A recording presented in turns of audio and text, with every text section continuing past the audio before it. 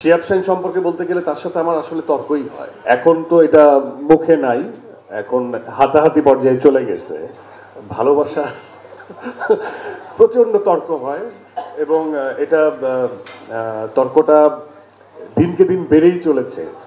হ্যাঁ, তা আমি খুব পজিটিভলি নেই, কারণ দিনের শেষে আমরা আবার মিলে যাই। তো এখন তো এটা মুখে নাই, এখন হাতাহাতি পর্যায়ে চলে গেছে। শিহাব শাহীনের সাথে তর্কটা মুখে নাই। তো সে তার, আমি তাকে, আমার সবচেয়ে বড় ভালো লাগে যে একজন মানুষের, আমার কাকার বয়সী, আমি তাকে কাকু ডাকি। তার বয়স হয়েছে কিন্তু সে আসলে ভাবনার দিক থেকে অনেক আধুনিক। বিশ্বমানের থার্মিক্স রড, সালাম স্টিল থার্মিক্স, দেশের একমাত্র থার্মিক্স রড। শিহাব ভাই চাইলে কথা বলতে পারেন, উস্কুস উস্কুস করতেছে, তর্ক জয়েন করতে পারতেছেন, আমি দেখতে পাচ্ছি। এটা বললি আমি একটু দেখতে চাই, আপনার কথা শুনতে চাই। আচ্ছা বইলো, আমি শেষ করে নিই, নাহলে খেয়েই হারাই ফেলবো।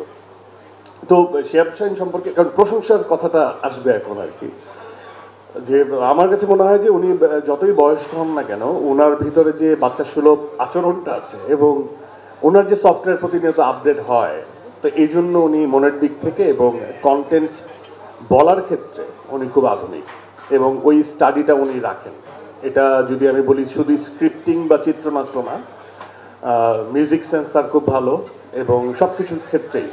এবং অনেকে তাকে বলে হিট মেশিন, আমার কাছে মনে হয় যে উনি আসলে সময়টা ধরতে পারে যে এই টাইম লাইনে আসলে কি ডেলিভার করতে হবে, এবং একই সাথে তার যে যারাই কাজ করেন তাদেরকে দিয়ে উনি কাজটা বের করে নিয়ে আসতে পারেন। আর অনেক লিমিটেশন আছে, সেটা এখানে বলা যাবে না, সেটা পার্সোনালি বলতে হবে। তো সোফার উনি আমাকে অ্যাজ এ পারফর্মার অনেক